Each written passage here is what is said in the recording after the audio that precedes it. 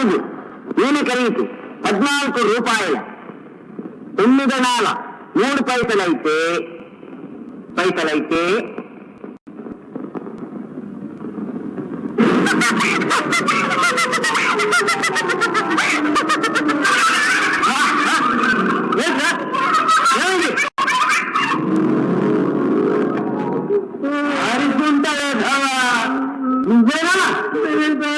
సిగ్గులేక ఇంకా లేదు సార్. నన్ను పడేసి నలుగు లెక్క ఇంకా ప్రిపూర్లు కూడా కాదు సార్.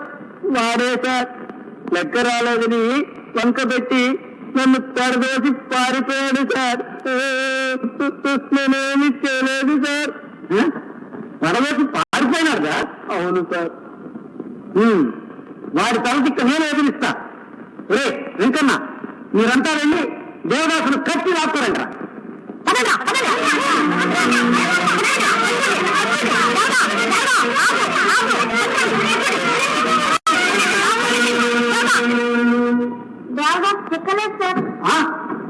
ఏమన్నారా?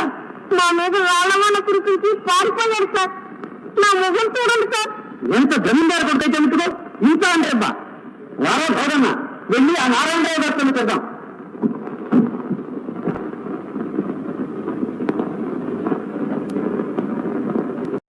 ధర్మన్న, ఏం బాబు? చిన్నబ్బాయి గారు బడి నుంచి ఇంకా రాలేదా? లేదు బాబయ్య, వెళ్ళి పిలుచుకొస్తా.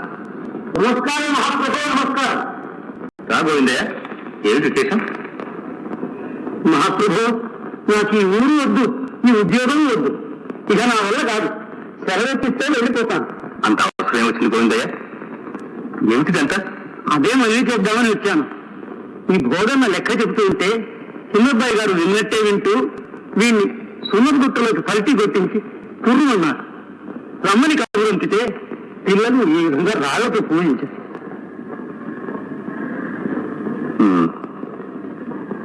ఇప్పుడు ఎక్కడికి వెళ్ళారు తెలుసా? ఒక్క తోటేమిటి, కావారిదే ఎక్కడో కోటు కొమ్ముతులు ఆడుతూ ఉంటారు.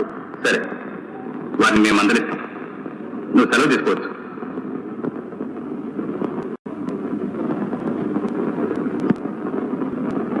రామన్నా బాబు, చిన్నబ్బాయి గారిని వెతికి తీసుకురా. చెప్తాం.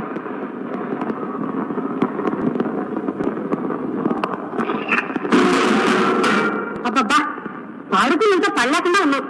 క్షణం సేపు కూర్చొని వాటి కడుపాత్రం వాటికి. మన జాగ్రత్తలో మనం ఉండాలి. పోల్రా.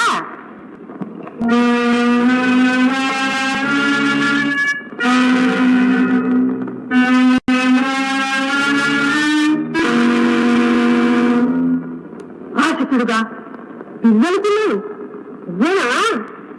ఏమంటా పిల్లలు? ఏంటి ఒక్కసారి నారండి.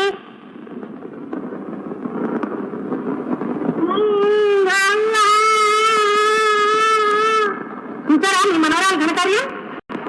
ఇంత పెళ్ళిందా లేదో ఎంతసేపు తర్వాత చూడండి. దీన్ని కొనాలంటారా? పెళ్ళలేదమ్మా, దాని బదులు 70 కావాల్సింది. చూసారా ఇప్పుడు ఇన్ని మాటలు నేర్చుకుంటే